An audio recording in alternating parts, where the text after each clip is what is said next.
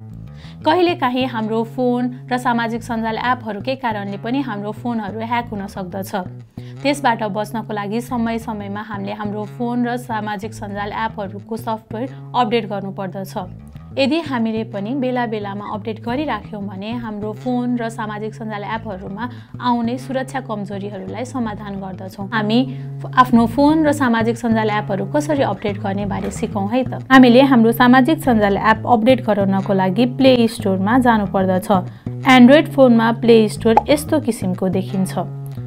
Play स्टोरमा जानुहोस्, त्योबाट हामीलाई कुन एप अपडेट गराउन परेको हो त्यो खोज्नुहोस्। हामीलाई टिकटक अपडेट गराउनको छ, त्यसैले म यहाँ टिकटक लेख्छु। सर्च गर्नुहोस् र टिकटक भन्नेको यहाँ अपडेट भन्ने देखिएको छ। यहाँ खिच्दिनुहोस् र अपडेट सुरु भइहाल्छ। हामीले हाम्रो सामाजिक सञ्जाल एपहरू कसरी अपडेट गर्ने भनेर सिक्यौँ। पुरा भिडियो युट्युबमा छ, हेर्न नबिर्सिनुहोस् है। सिपालु सिस्टर, सबैका लागि उपयोगी ज्ञान।